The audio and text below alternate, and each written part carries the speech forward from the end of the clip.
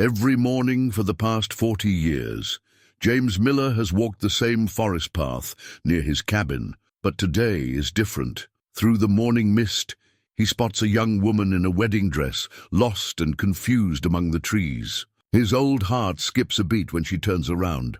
It's Mary, his first love, who disappeared 50 years ago. She hasn't aged a day while he's now 75. The impossible part: she's supposed to be getting married in a few hours, but has no idea how she got here or why the date on her phone says 2025 instead of 1975. She doesn't recognize James, but he remembers everything about their love. Before we jump back in, tell us where you're tuning in from. And if this story touches you, make sure you're subscribed, because tomorrow I've saved something extra special for you. The morning had started like any other for James Miller. He rose before dawn, his joints protesting the early hour as he swung his legs over the side of his bed. The cabin creaked familiar sounds, old wood settling, the rustle of pine branches against windows that needed washing. On his bedside table, a leather-bound photo album lay closed, its spine cracked from decades of careful openings. James followed his usual routine. Coffee brewing in the ancient percolator, 2 pieces of wheat toast with butter, his medications lined up like tiny soldiers on the kitchen counter. Through the window, he watched the sun paint the forest in shades of amber and gold. This view hadn't changed in 40 years, even as everything else had. His fingers traced the edge of the photo album as he settled into his favorite armchair. He didn't need to open it anymore. Every photograph was burned into his memory. Young Mary laughing at the county fair, her dark hair caught in the summer breeze.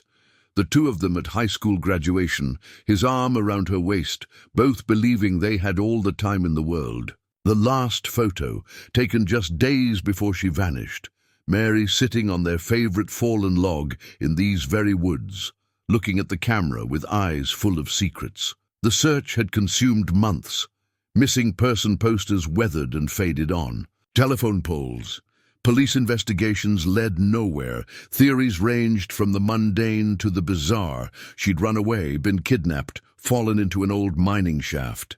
James had walked every inch of these woods, calling her name until his voice gave out. Even after others stopped looking, he continued. Even after her parents held a memorial service, he searched. Life had moved on, as it tends to do. James never married, though there had been opportunities. Instead, he'd poured himself into his work as the town's librarian, surrounded by other people's stories, since his own had been left unfinished. He'd watched the town change, seen computers replace card catalogs, witnessed young people leave for bigger cities. Through it all, he maintained his morning walks, following the same paths where he'd once walked with Mary. He finished his coffee, washed the mug, and pulled on his worn hiking boots. The morning fog was thick today, unusual for this time of year. As he stepped onto his porch, something felt different in the air. A charge, like before a storm, though the sky was clear above the mist. James adjusted his wool sweater and began his daily trek, unaware that this familiar path would lead him straight into the impossible. James stood frozen among the trees, his heart thundering in his chest. Mary's wedding dress had caught on a bramble, the delicate lace edging torn slightly. She was struggling with her phone, holding it up at different angles, muttering about no signal. Everything about her was exactly as he remembered. The small mole near her left ear, the way she tucked her hair behind her right ear when frustrated, even the slight furrow between her brows when concentrating. "Excuse me?" Her voice hadn't changed either. "Could you help me? I'm supposed to be getting married in—" She glanced at her phone again, frowning. "This can't be right. The date must be wrong on my phone." James tried to steady his trembling hands. "Where are you supposed to be?" His voice came out hoarse, barely above a whisper. "St. Michael's Church in town. I was just getting ready in the bridal suite, and then—" Mary's voice trailed off, confusion clouding her features. "I don't actually remember how I got here. And my phone's acting strange. It says it's 2025, which is ridiculous." She looked up at him then, really looked at him for the first time. There was no recognition in her eyes, just the polite concern of a stranger worried about an elderly man's apparent distress. James felt the weight of 50 years in that gaze. "I'm James," he managed, swallowing hard. "James Miller. I live nearby. You must be cold. Would you like to come to my cabin? We can sort this out, call someone for you." Mary hesitated, glancing at her phone again. "I really should just find my way back. Thomas, my fiancé, he'll be worried." She tried to take a step and winced, her white heels clearly not made for forest terrain. "Please," James said softly. "It's not far. You can at least get warm, figure out what's happening. I promise you're safe with me." He wanted to add, "You've always been safe with me," but bit back the words. She studied him for a moment, then nodded slowly. "Thank you. I'm Mary, by the way. Mary Patterson." She paused, frowning slightly. "Though after today, I suppose it'll be Mary Winters." The name hit James like a physical blow. Patterson, her maiden name, not the married name she'd never gotten to take in 1975.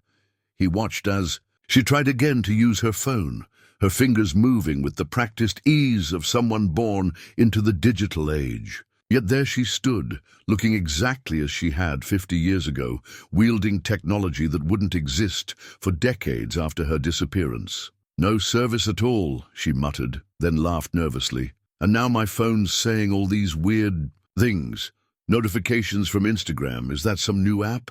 And these messages from Thomas are dated 2025. Maybe I got some kind of virus." James began leading the way back to his cabin, his mind racing.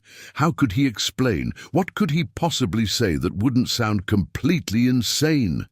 Behind him, Mary's dress rustled against the forest floor, and he heard her soft footsteps following, just like they used to walk these paths. Except now he was an old man, and she was somehow both the girl he'd lost and a bride from another time. "Mr. Miller?" Her voice broke through his thoughts. "Do you know why the forest feels so familiar? I've never been here before, but I keep getting the strangest feeling." James's heart clenched. "Sometimes places can feel like that," he said carefully. "Like we've known them in a dream." "Yes," she said thoughtfully, "exactly like that. Like a dream I can't quite remember." James's hands shook slightly as he unlocked the cabin door. Nothing had prepared him for this moment, bringing Mary back to the place where they'd spent so many summer afternoons planning their future. The door creaked open, revealing his simple life to her fresh eyes. "Oh," Mary breathed, pausing in the doorway. "It's so cozy." Her eyes traveled over the well-worn furniture, the floor-to-ceiling bookshelves, the stone fireplace. "I feel like I've been here before, but that's impossible." In the corner stood the old record player, its wooden cabinet still gleaming after all these years. James had never been able to part with it. It was the last birthday gift he'd given her before she vanished. "Would you like some tea?" he asked, trying to keep his voice steady. "You must be cold." "Yes, please." Mary moved into the room, her wedding dress whispering across the wooden floor. She stopped at the record player, her hand hovering over its surface. "This is beautiful. They don't make them like this anymore." James busied himself in the small kitchen, watching from the corner of his eye as Mary explored. She picked up a book from the coffee table, then set it down as if it had burned her. "Is everything all right?" he called. Yes, just the strangest feeling. That book, Jane Eyre, it's my favorite, but this copy looks exactly like..." She shook her head. "I'm sorry, I'm not making any sense. Everything's so confused today." James returned with 2 mugs of tea, setting them on the coffee table.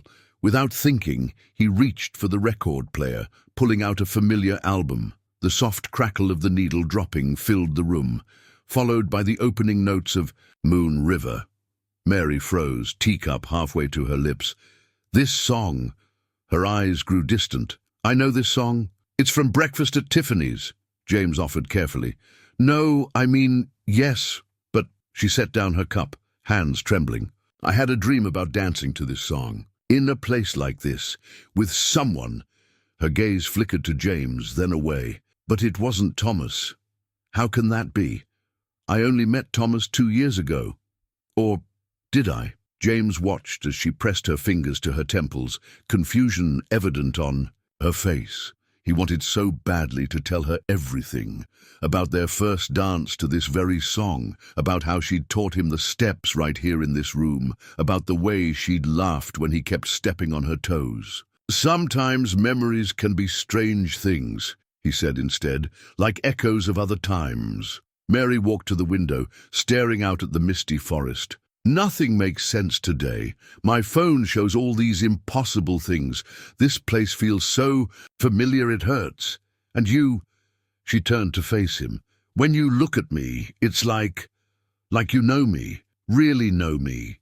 How is that possible?" The record played on, filling the silence between them with bittersweet melody. James could see her struggling, watching as fragments of memory tried to surface through whatever strange barrier separated then from now. "Maybe we should focus on getting you back," he suggested gently, though each word felt like a betrayal of his heart.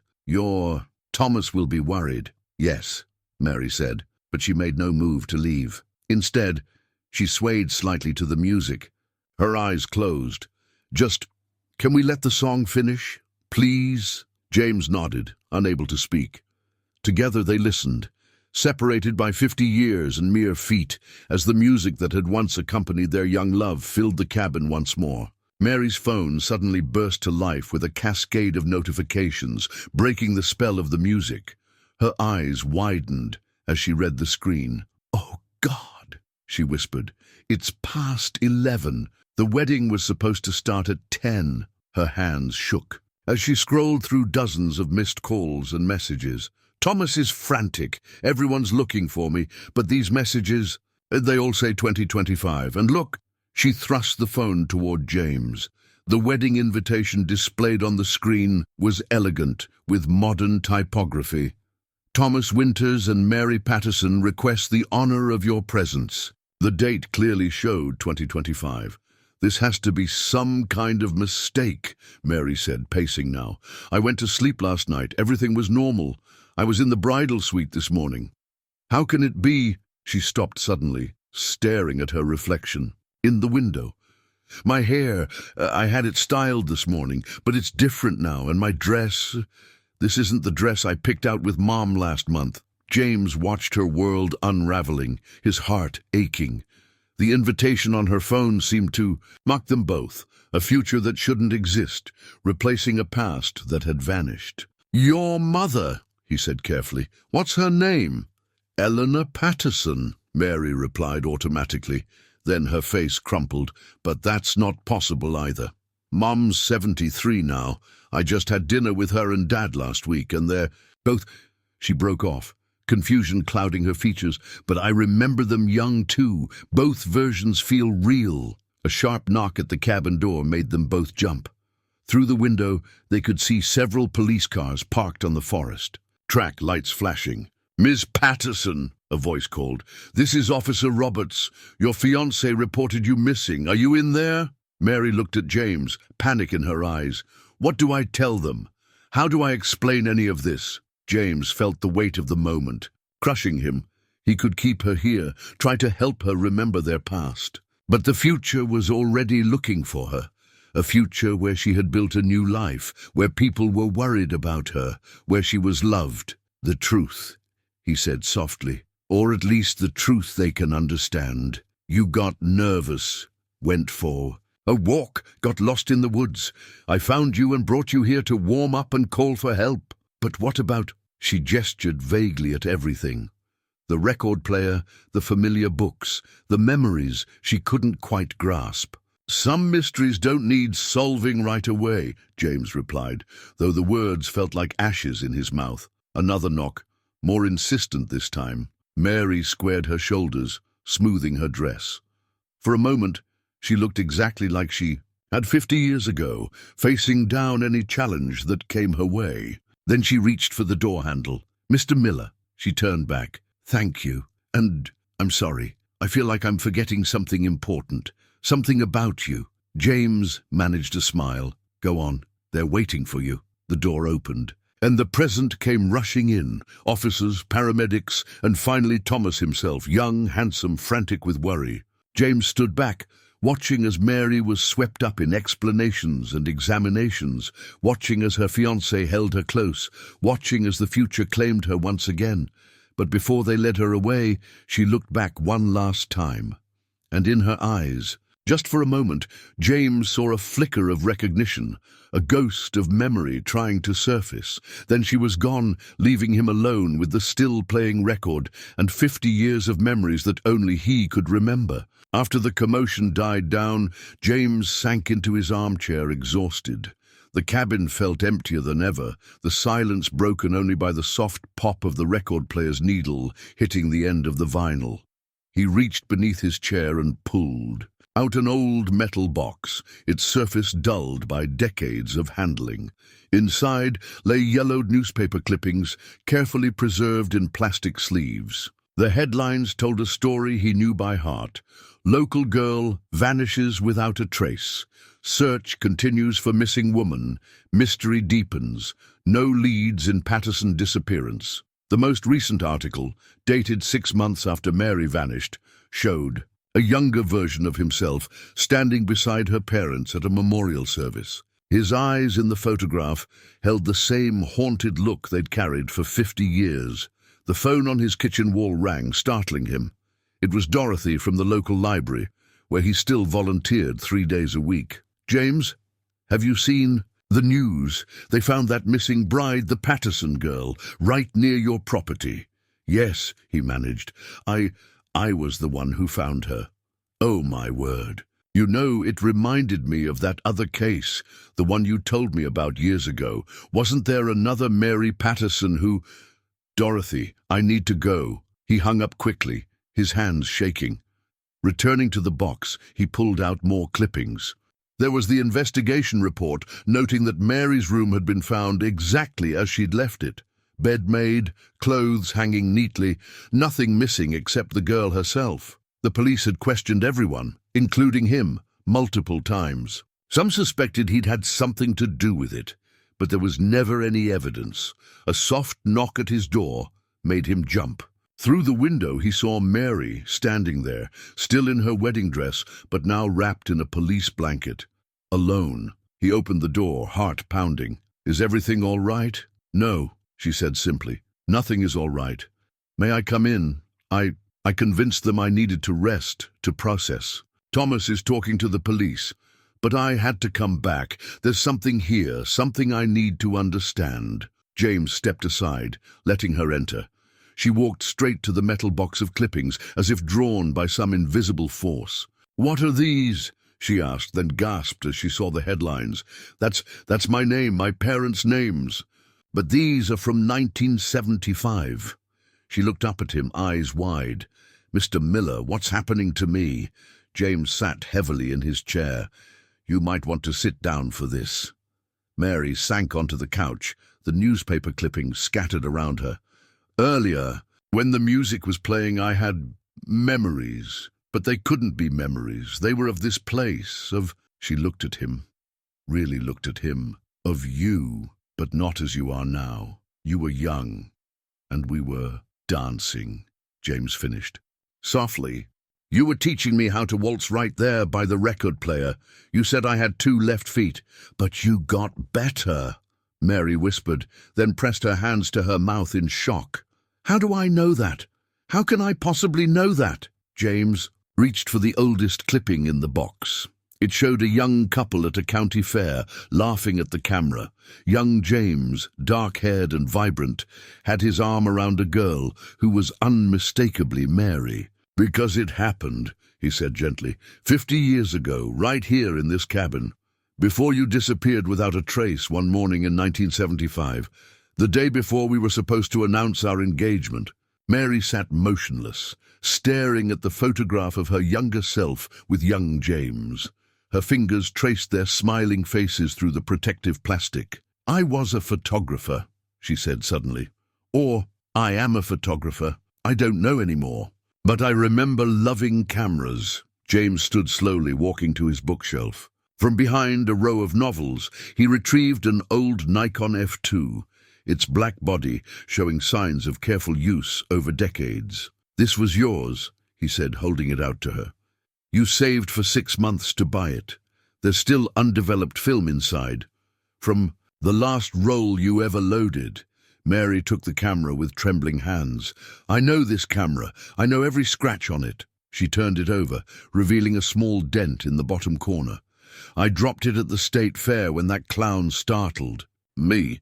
She looked up at James, eyes wide. "How did I know that?" "Because it happened," James said softly. "September 12th, 1974. Mary's phone buzzed again, making them both jump. She glanced at it, then back at the vintage camera in her hands. "It's so strange. I have a digital camera now, a Sony mirrorless. I do wedding photography, but this—" She held up the Nikon. "This feels more real, somehow." James watched as she expertly checked the camera's settings, her fingers moving with muscle memory that shouldn't exist. The world's changed a lot since 1975. "Show me," she said suddenly. "Show me what I've missed." James hesitated, then pulled out his laptop, a concession to modern life that his niece had insisted upon. Mary's eyes widened as he opened it. "This is a computer. It's so small. I remember the one at the university taking up an entire room." She paused, frowning. "But I also remember having a MacBook through college. Both memories feel real." Together, they spent the next hour with James, showing her how technology had evolved. Mary alternated between amazement and casual familiarity, her two sets of memories creating a strange dance between past and present. "Look at this," she said, pulling up her Instagram profile on her phone. "These are photos I've taken. Weddings, portraits, landscapes. But how can they exist if I disappeared in 1975? She scrolled through the images, then stopped suddenly. "This one?" The photo showed a misty forest path, sunlight filtering through trees. It was identical to the view from James's cabin window. "I took this 3 months ago," Mary whispered. "I was scouting locations for a wedding shoot. The caption says, 'Some places call to you across time.' I didn't understand why I was drawn here, but now—" James leaned closer, looking at the photo. "You always said this light was perfect for portraits. You used to bring your subjects here, back in '74. Mary set down her phone and picked up the Nikon again. With practiced movements, she opened the back, carefully removing the undeveloped film. "We should get this developed," she said. "Whatever's on this roll, it might help us understand what happened to me, what's happening now." "The old pharmacy in town closed years ago," James said. "They were the last place that developed film." Mary smiled, a flash of her old confidence showing through. "But I have a dark room at my studio downtown. The old techniques are popular again. Vintage is in." She looked down at her wedding dress and laughed softly. "Though I suppose I'm about as vintage as it gets right now." The sound of cars approaching made them both turn to the window. Through the trees, they could see Thomas's car returning, followed by a police cruiser. "They're coming back," Mary said, clutching the camera. "James, Mr. Miller, I need to know what's on this film. Will you help me?" James nodded, his heart aching at the way she'd started to say his name, so familiarly before catching herself. "Of course, but what will you tell them?" Mary squared her shoulders, looking so much like her younger self preparing to take on the world. "The truth, or at least the parts of it they might believe, that I'm remembering things, that I need, and time to figure this out." She tucked the camera into a police blanket just as a knock sounded at the door. The past would have to wait a little longer to reveal its secrets. Thomas burst through the door first, his expensive suit wrinkled from hours of searching. His eyes went straight to Mary, relief and confusion warring on his face. "Honey, what are you doing back here? The police want to take your statement, and your parents are worried sick." He noticed the vintage camera wrapped in the blanket. "What's that?" Mary's hand went to her engagement ring, a modern princess cut diamond that suddenly felt foreign on her finger.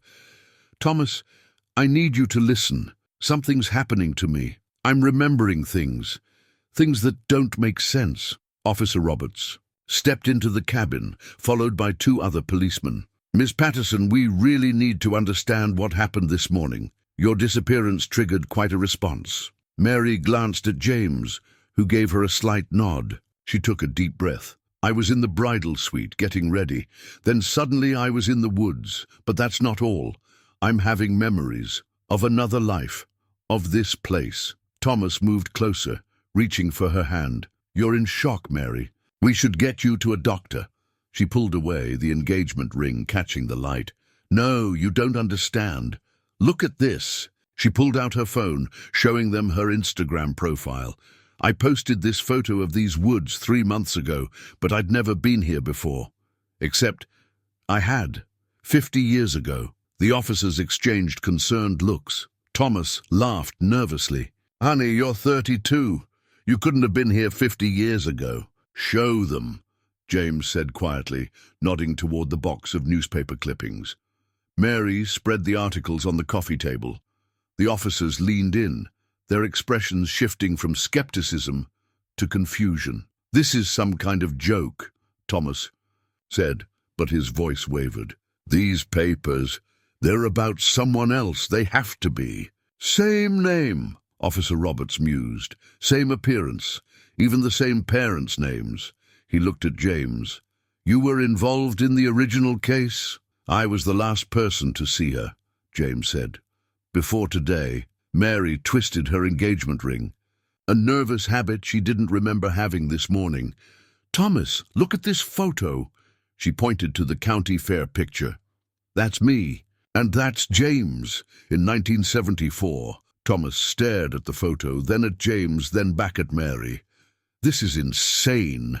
You're my Mary. We met at your gallery opening 2 years ago. We've built a life together." "Both things are true," Mary said softly. She slipped off her engagement ring, holding it up to the light. "I remember you proposing at the Italian restaurant, the violin player, the champagne. But I also remember," she looked at James, "another ring. A sapphire, because diamonds weren't my style." James reached into his pocket, hands shaking, and pulled out a small velvet box. "I've carried this for 50 years. Inside lay a delicate sapphire ring, its silver band tarnished with age." The room fell silent. Mary held both rings in her palms. One old, one new, both equally real. Officer Roberts cleared his throat. "Miss Patterson, Mary, I think we need to take you to the station. Get a formal statement, maybe bring in some experts." "No," Mary said firmly. "First, I need to develop this film." She held up the camera. "Whatever happened to me, happened to the other me, might be on here. I have a dark room at my studio." "Mary," Thomas pleaded, "you're not making sense. The wedding guests are waiting. Our families are going to have to wait longer," she finished. She slipped both rings into her dress pocket. "I need to understand what's happening. And right now, the only person who seems to understand is James." The weight of her words hung in the air. Outside, more cars were arriving. The media had caught wind of the story. A missing bride was interesting enough, but if they discovered the impossible truth— "We need to go now before more reporters arrive," Mary said, gathering the newspaper clippings. "James, do you still have that old map? The one we used to mark our favorite places?" James nodded, retrieving a worn leather folder from his desk. Inside was a faded map of the area, its corners soft with age, covered in red ink markings and annotations in Mary's elegant handwriting. "Thomas," Mary turned to her fiancé, "I need you to trust me, just for a few hours. Officer Roberts can come with us if he needs to, but I have to do this." Thomas looked lost, but something in Mary's voice made him nod slowly.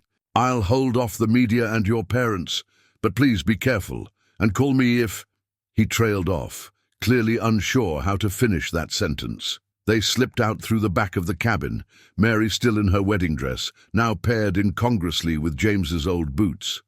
Officer Roberts followed at a discreet distance, speaking quietly into his radio.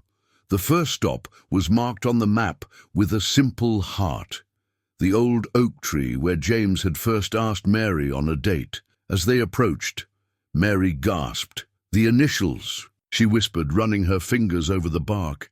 JM plus MP. The carving was weathered, but still visible, half hidden by decades of growth. You insisted on doing it yourself, James said softly. Said if we were going to vandalize a tree, it should at least be artistically done. Mary laughed, then caught herself, looking guilty. I remember the pocket knife. It was red, with a loose handle. She turned to Officer Roberts. How could... I know that if I wasn't here... The officer just shook his head, scribbling in his notebook. They continued following the map. The old movie theater was now a coffee shop, but Mary walked straight to a specific brick in the wall. We used to meet here every Saturday, she said, touching the brick. I'd wait right here while you got the tickets. She smiled. You always tried to pay, even though I made more money at my photography job. Each location brought more memories flooding back.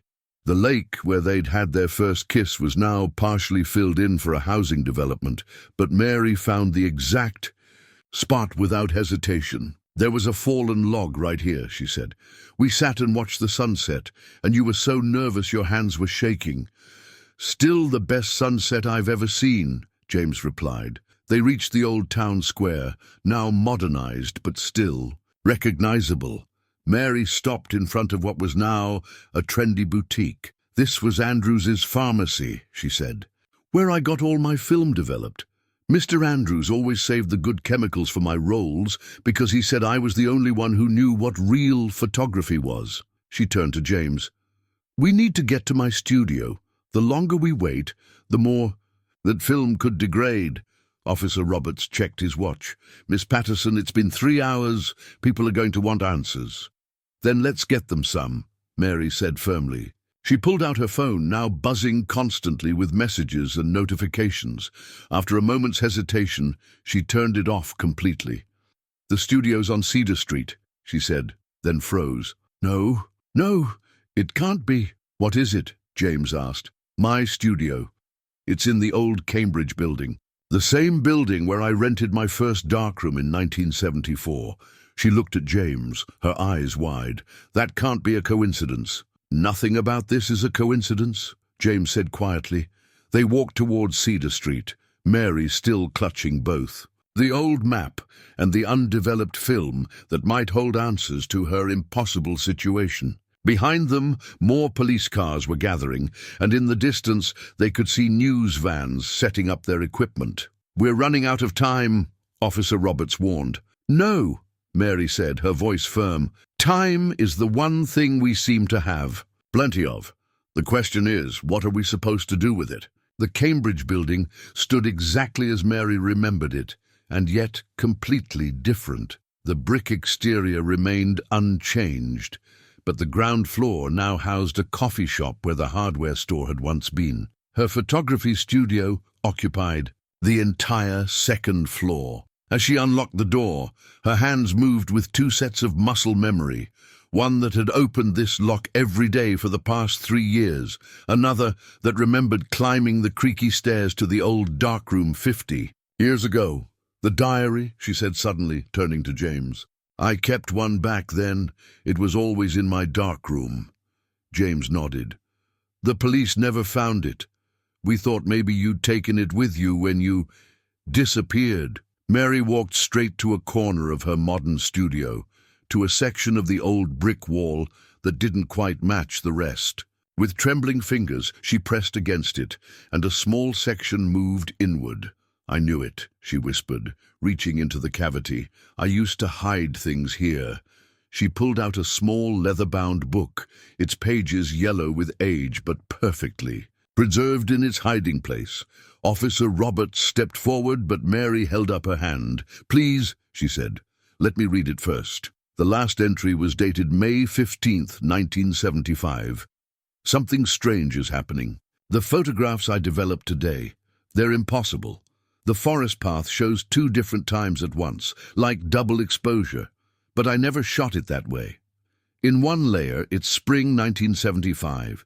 In the other, I can see modern cars, people in clothes I don't recognize. The strangest part is the bride. In every shot, there's a bride in a white dress wandering through the trees, but when I took these pictures yesterday, there was no one there. I'm going back tomorrow at dawn to try again.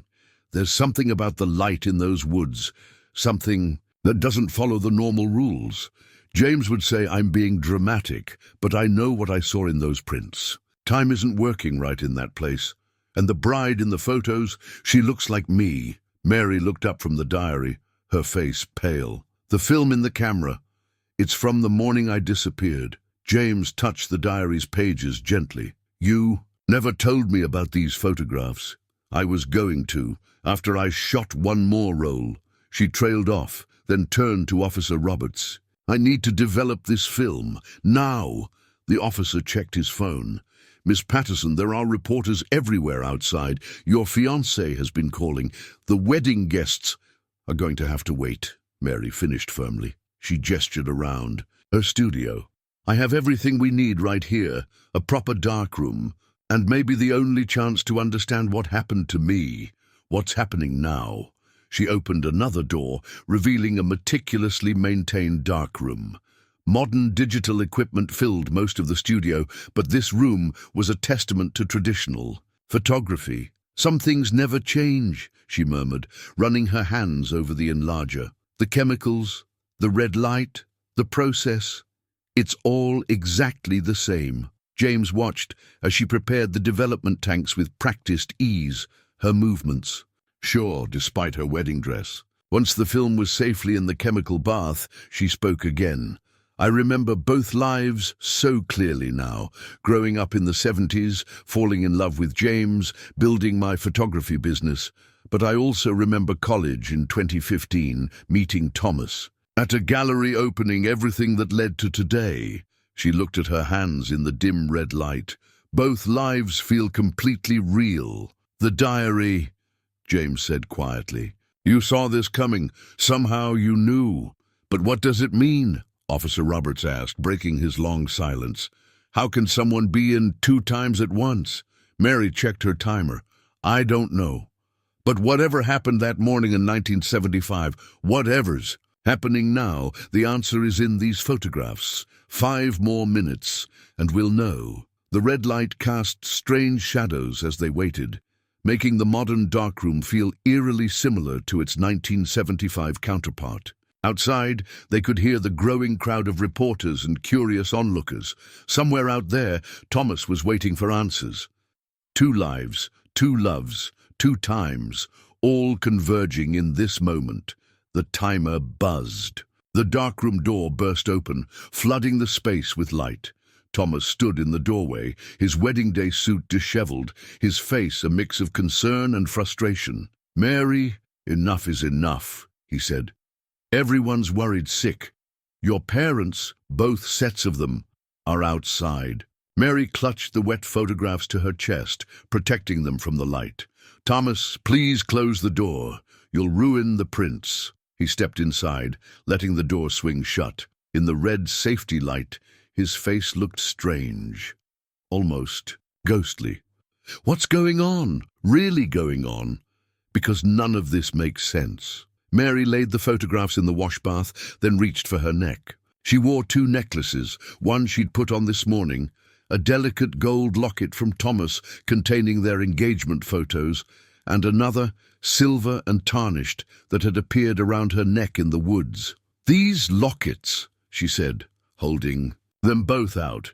This one you gave me last Christmas, she touched the gold one, and this one. She opened the silver locket, revealing a tiny black and white photograph of her and James at the county fair. Thomas stared at the 2 pieces of jewelry. That's impossible. You look exactly the same in both pictures, but they're 50 years apart.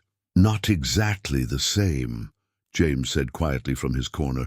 In the old photo, she's looking at me the way she looks at you now. The words hung in the air. Mary felt tears welling up in her eyes. I remember every moment with both of you, every laugh, every kiss, every promise. They're all real, but they can't be, Thomas said, his voice breaking. You're my Mary. We Met at your gallery opening. You were wearing that blue dress with the paint stain because you'd been working on your mixed media series all day. You laughed when I pointed it out. And then you took me to that little Italian restaurant, Mary. Finished? The one with the string lights in the garden. But Thomas, I also remember James teaching me to skip rocks at the lake. I remember planning our future in this very building, when it was just an empty room with big dreams. The photos in the washbath began to show their images. Mary lifted them carefully, hanging them to dry. Everyone gathered closer to look. The first showed the forest path, exactly as described in the diary, 2 times layered impossibly over each other. In one layer, the trees were as they were in 1975. In the other, modern houses peeked through the foliage. The second photo showed Mary herself, in her 1975 clothes, standing exactly where she had appeared this morning in her wedding dress. The third showed something that made them all step back.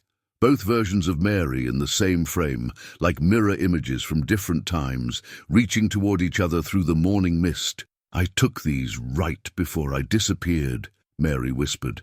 Before I crossed over. The camera saw what was happening before I did. Thomas touched the modern locket at her throat. Do you love him? He asked softly. Yes, she answered honestly. Just like I love you. Both are true. Both are real. James stepped forward. She's not choosing between times, he said. She's choosing between futures, and it has to be her choice. Officer Roberts, who had been quietly observing, finally spoke. Ms. Patterson, which life do you want? Mary looked at the 2 lockets in her palms, at the 2 men who loved her.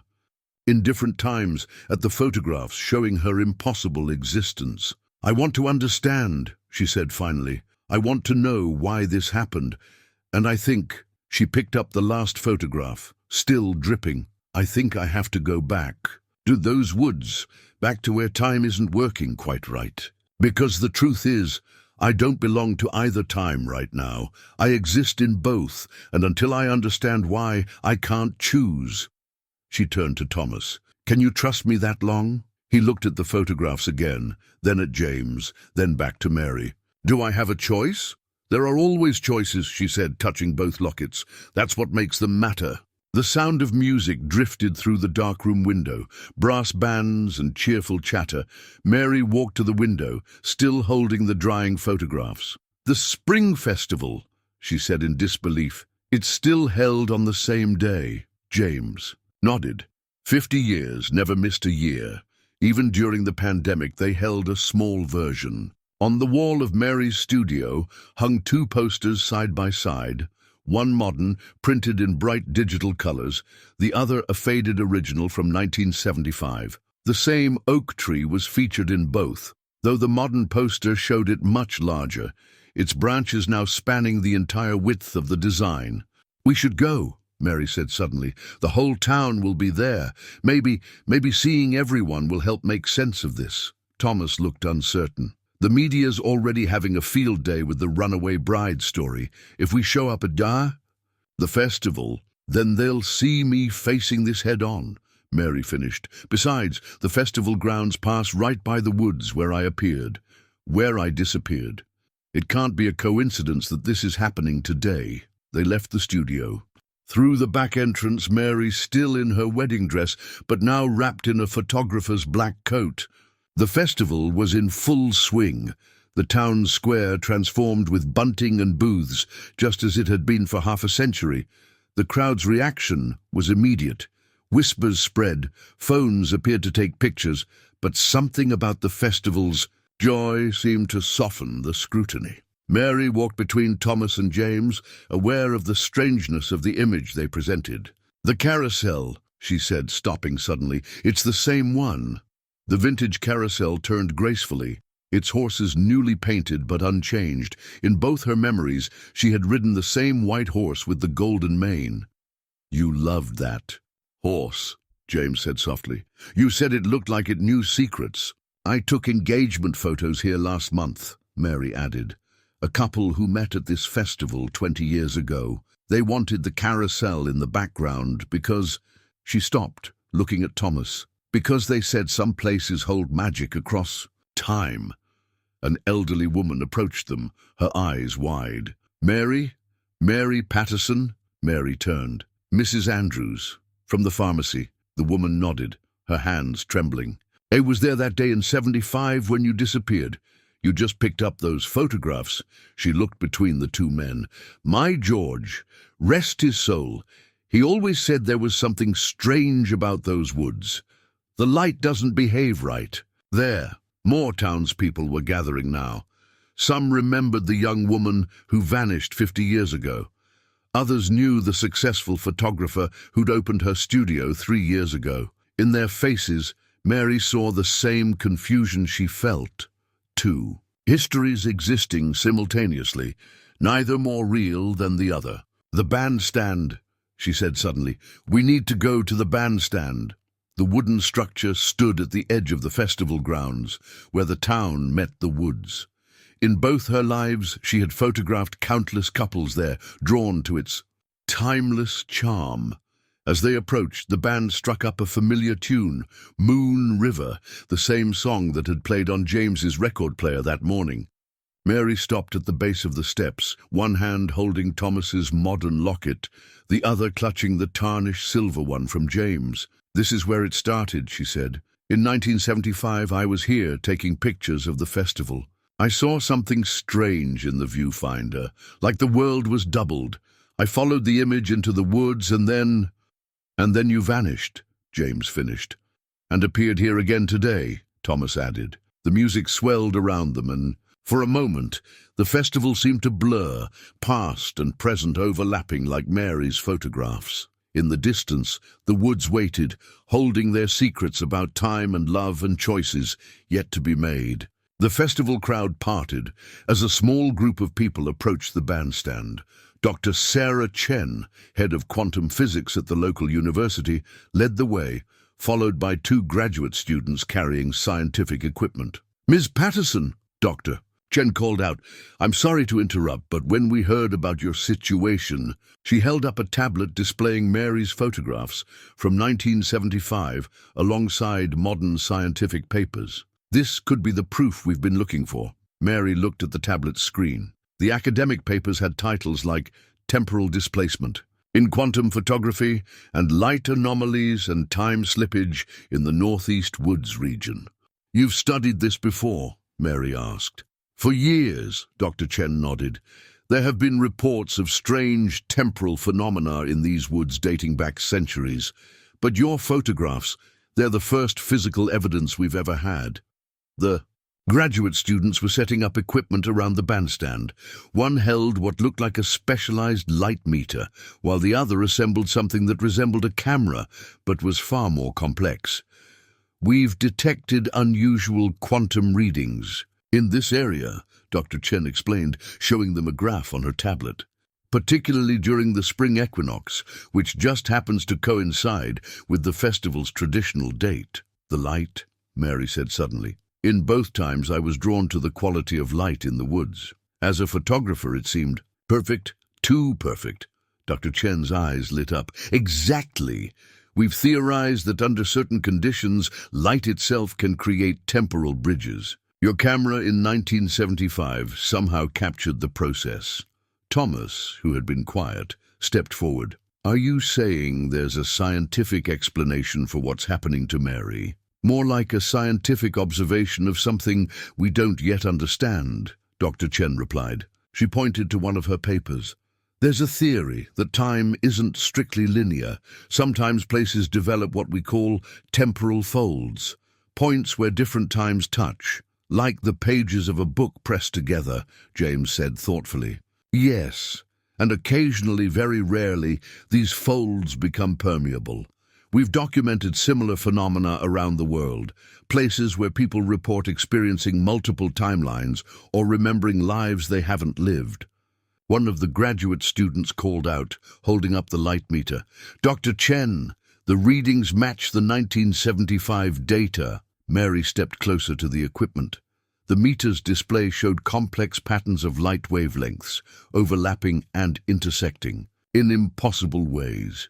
Your photographs, Dr. Chen said excitedly, they show quantum entanglement at a macro level. Somehow you managed to capture two time streams overlapping. And now I'm living in both, Mary finished. But it's not stable, Dr. Chen warned, checking her readings. These temporal folds don't last forever. Eventually they snap back, like a rubber band stretched too far.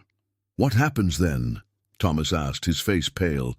Dr. Chen's expression grew serious. Based on our research, when a fold closes, anything caught between times must choose. One timeline becomes fixed, the other becomes just a possibility, a path not taken. Mary touched both lockets at her throat. How long? The readings suggest the fold is already beginning to collapse. If our calculations are correct, Dr. Chen checked her tablet, you have until midnight, when the festival ends. The band's music seemed to fade into the background as everyone absorbed this information. In the distance, the festival lights were coming on as dusk approached, reflecting off the scientific equipment in strange ways. 6 hours, Mary whispered. 6 hours to decide which life is real. They're both real, Dr. Chen said gently. That's what makes it so difficult. But by midnight you'll have to choose one to keep. The other will become a might have been, a story that never quite happened. The quantum light meter beeped again, its display showing the overlapping time streams growing closer together, like waves about to crash. Mary walked away from the scientific equipment, needing space to think. Her feet carried her to the old train station at the edge of town, still active, but modernized now. Inside her photographer's coat pocket, she felt something crinkle. Two somethings. She pulled out 2 train tickets. One was yellow and worn, dated May 16th, 1975. A ticket to New York City, where she and James had planned to start their life together. The other was crisp and white, printed with tomorrow's date, her and Thomas's honeymoon ticket to Paris. I remember buying both of these, she said to no one in particular. James and Thomas stood a respectful distance away, giving her space while staying close enough to hear. I remember the excitement of planning both futures. They're both so real. The modern station's digital board displayed departure times in bright LED lights, while the old analog clock still ticked above the ticket counter, both marking time's relentless march toward midnight. Tell me about our life, she said to James. The one we were supposed to have. James stepped forward, his eyes distant with memories of a future that never was. We had it all planned. A small studio in Greenwich Village. You'd work for magazines while building your fine art portfolio. I'd teach English at the community college. We talked about having 2 kids, a dog, a garden somewhere eventually. Central Park in autumn, Mary whispered. We were going to take wedding photos there. Yes, James smiled sadly. You said the light would be perfect. She turned to Thomas. And our future? The villa in Tuscany, he said softly. The one we fell in love with last year. Running photography retreats together, splitting our time. Between there and here, the little olive grove we talked about restoring.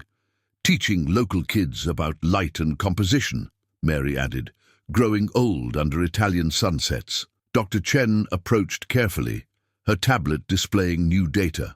The temporal fold is becoming more unstable. The 2 timelines are... She paused, searching for words. They're fighting for dominance. As if to illustrate her point, Mary's vision suddenly doubled. For a moment, she saw the station as it had been in 1975, wooden benches, smoke from the last steam engines, James young and vibrant in his teaching clothes. Then it snapped back to the present, sleek modern seating, electric trains, Thomas in his rumpled wedding suit. Both futures are beautiful, Mary said, holding up the tickets. Both are filled with love and purpose and dreams. How can I choose? Maybe, Dr. Chen suggested gently, the question isn't which future you want, but who you are now. Both versions of you made those plans as different people. Mary touched the modern camera hanging around her neck, then James's old Nikon still, carefully wrapped in her coat. The young woman who bought this ticket to New York. She held up the old yellow stub. She was full of fire and determination. She wanted to change the world with her photographs, to capture truth in every frame. And the woman who booked this flight to Paris, she lifted the modern ticket, she's learned to see beauty in small moments, to find art in quiet things. The station lights flickered, and for a split second, everyone saw what Mary was experiencing. Both versions of the station overlaid, both equally real. Dr. Chen's equipment beeped frantically. "The fold is becoming more volatile," she warned. "Each shift makes it more unstable." Mary looked at her 2 tickets, her 2 cameras, her 2 loves. The clock above showed 7 p.m., 5 hours until midnight. 5 hours to decide not just which future she wanted, but which version of herself she truly was. "I need to go back to the woods," she said finally. "Back to where this all started. Back to where time itself seems to bend." She turned to Dr. Chen. "Will you come with your equipment? I want to understand exactly what's happening when the timelines shift." The scientist nodded eagerly. "We'll document everything." Mary looked at James and Thomas. "And you? Will you both come? I know it's asking a lot, but always," they said in unison, then shared a look of surprised understanding. The train. Station's lights flickered again as Mary led them out, 1 ticket in each hand, walking the thin line between 2 lives for what she knew would be one of the last times. The group made their way back through the festival grounds, where the century-old town clock tower loomed above everything. Its massive face glowed in the deepening twilight, the hands moving with inexorable precision toward midnight. Mary had photographed this clock hundreds of times across both lifetimes, in morning light, in summer storms, in winter snow. "Look," she said, pointing to the clock's face. For a moment, everyone saw it. 2 sets of hands moving simultaneously, showing 2 different times. One read 7:15 p.m., May 15th, 2025. The other showed 7:15 p.m., May 15th, 1975. Dr. Chen's equipment went wild. "The temporal overlap is intensifying," she said, adjusting dials. "The clock is somehow anchoring both time streams." As they watched, the festival around them began to flicker like an old film reel. One moment, Mary saw modern food trucks and LED lights. The next, she glimpsed cotton candy stands and paper lanterns from 50 years ago. The crowd shifted too, contemporary festival goers in casual clothes blending with people in 1970s fashions. "It's beautiful," Mary whispered, raising both cameras to capture the phenomenon. Through both viewfinders, she saw what everyone else was now beginning to see: time itself becoming fluid, malleable. The clock tower's deep bell began to toll, the quarter hour. Each bone-deep gong seemed to ripple through reality, making the temporal shifts more pronounced. Dr. Chen's graduate students scrambled to document everything with their specialized equipment. "The clock isn't just marking time," Dr. Chen explained, studying her readings. "It's acting as a focal point for the temporal fold. When it strikes midnight, everything snaps back to normal," Mary finished. "But which normal?" James stepped closer to the clock tower, his expression thoughtful. "I remember when they installed the new mechanism in '82. The old clockmaker said something strange. He said this clock never quite kept proper time after you disappeared. It would gain or lose minutes randomly, but always caught up by midnight. Because it was keeping time in 2 streams, Dr. Chen said excitedly. It's been tracking both timelines for 50 years. Thomas, who had been quietly observing, suddenly spoke up. "Mary, look at the base of the tower." She turned and saw what he'd noticed. In both timelines, there was a small brass plaque, but with different inscriptions. In 1975, it read, "Time flows like a river, bearing us all forward." In 2025, it had changed to, "Time flows like a river, but love creates the bends." The clock's hands continued their dual journey, each tick bringing them closer to the moment of choice. Dr. Chen's equipment showed the temporal overlap growing stronger, more unstable. "We need to get to the woods," Mary said urgently, "before the fold becomes too volatile." As if in response, the clock tower's lights flickered violently. For a brief moment, everyone in the festival grounds saw both times simultaneously. A kaleidoscope of 50 years compressed into a single instant. Children on modern smartphones stood next to children with paper streamers. Old couples who had lived through both timelines saw their younger selves dancing to the same songs. Fascinating, Dr. Chen muttered, furiously taking notes. The temporal boundaries are becoming increasingly permeable. But Mary's right. We need to get to the focal point before it destabilizes completely. The clock struck the half-hour, each deep tone seeming to physically shake the air. Mary felt both of her lives vibrating like guitar strings, each resonating with its own frequency, but somehow creating a single, haunting melody. 4.5 hours, she said, looking up at the clock faces. 4.5 hours to understand. Why this happened? Why I'm here? Why now? She took one last photograph of the clock tower with each camera, capturing the impossible moment when time itself seemed to pause, unsure which path to take. Then she turned toward the woods, where the festival lights faded into darkness and the temporal fold waited to reveal its secrets. As they approached the edge of the woods, the festival music grew fainter. Mary stopped at her studio to gather equipment, but something else caught her eye. A pair of vintage dancing shoes in a weathered box, hidden in the same wall cavity, where she'd found the diary. "I was wearing these," she said softly, lifting them out. "The night before I disappeared. We were dancing in the studio, remember, James? It was empty then, just bare floors and dreams. You said every photographer needs to know how to dance," James replied. "To understand how people move, how light falls on motion." The shoes were simple leather pumps with ankle straps, scuffed from a night of dancing.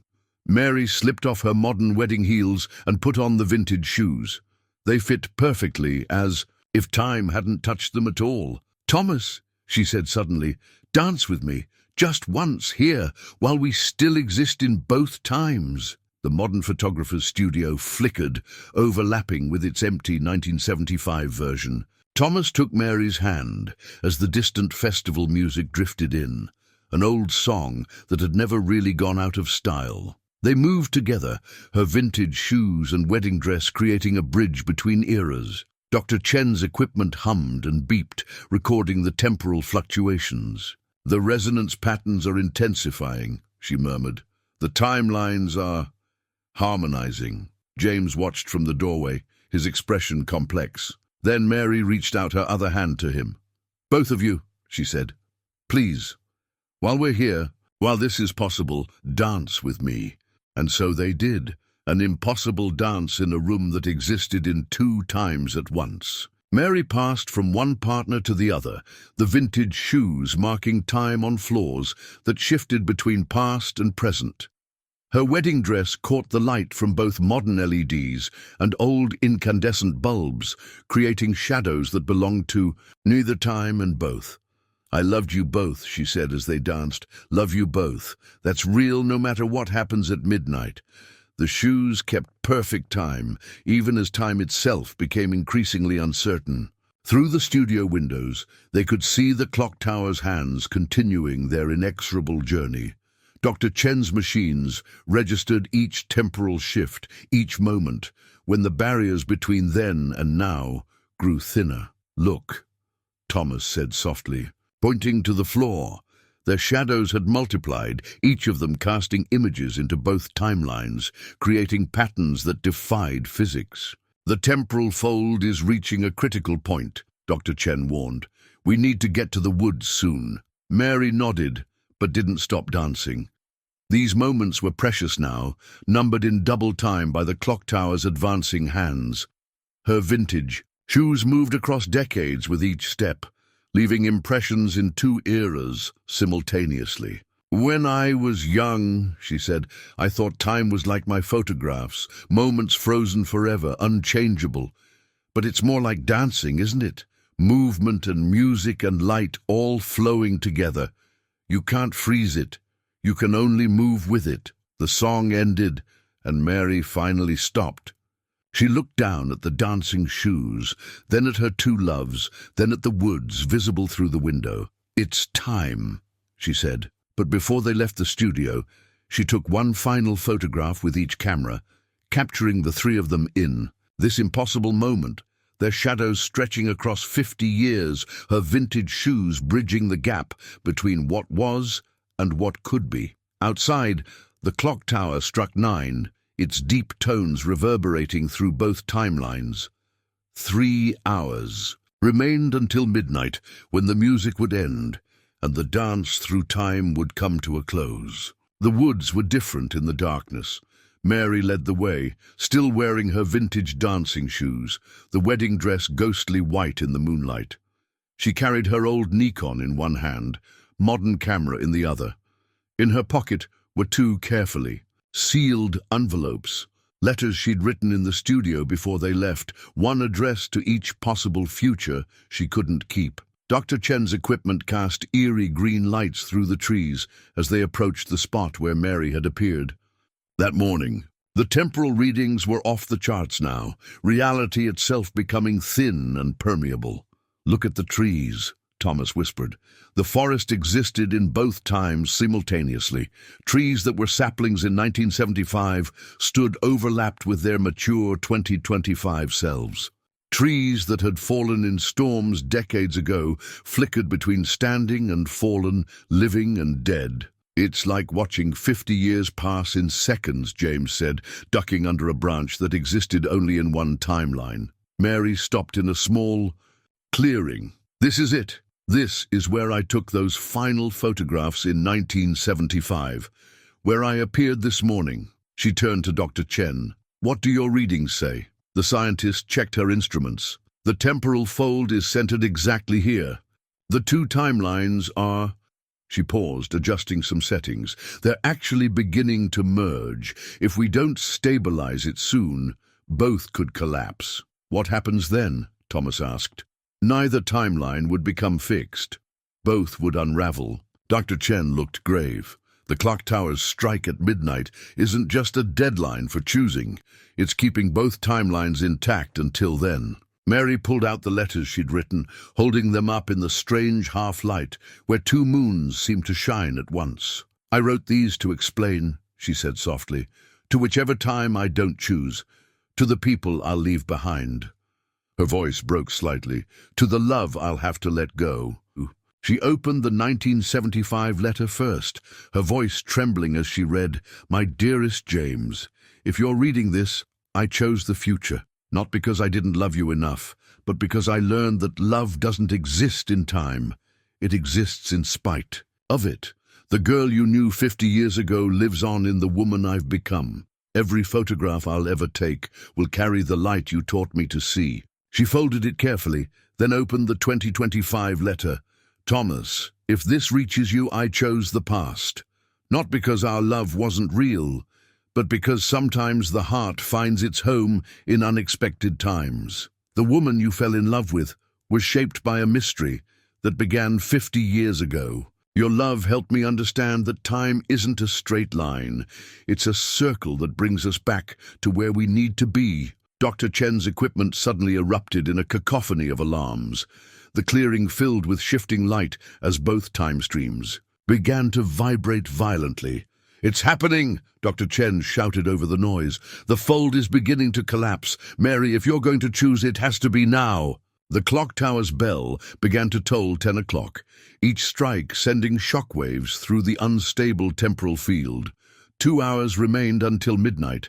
Mary stood in the center of the clearing, a letter in each hand, as reality flickered around her like a kaleidoscope of memory and possibility. Both lives, both loves, both sets of dreams hung in the balance as time itself held its breath. "I understand now," she whispered. "Why it happened this way. Why today."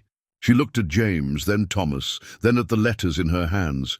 "The choice isn't between times. It's between who I was and who I've become. And sometimes the only way forward is to let go of both." The clearing erupted in light. As Mary made her decision, the letters in her hands beginning to glow with an impossible radiance. 1 year later, a leather-bound album sits on a desk in a sunlit studio. Its pages contain photographs that shouldn't exist, images from two timelines woven together into a new reality. The first page shows the clearing at midnight, captured at the moment of Mary's choice. In the photograph, she stands bathed in light, her vintage dancing shoes firmly planted in both times, her wedding dress reflecting decades of moonlight. Instead of choosing one timeline over the other, she had chosen something impossible. She had chosen both. The temporal fold didn't collapse, Dr. Chen explained in her latest research paper, displayed next to the album.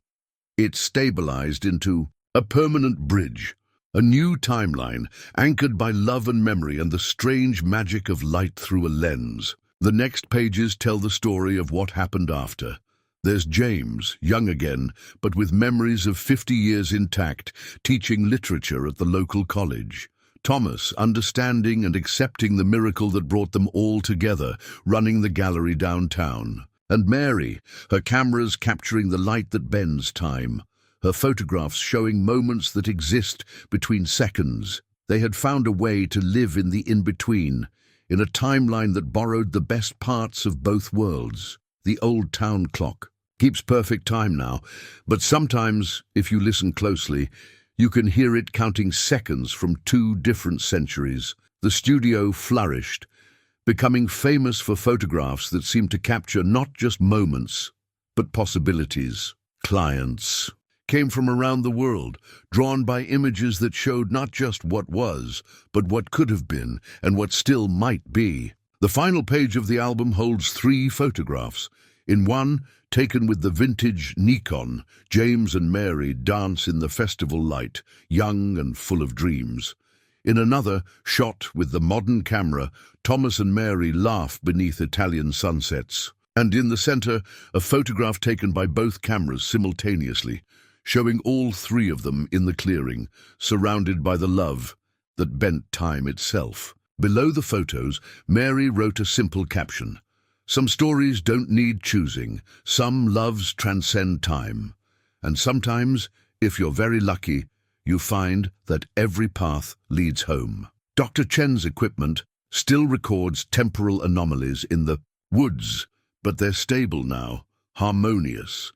The festival is held every year, and if people notice that certain participants seem to slip between decades as they dance, they simply smile and blame it on the magic of tradition.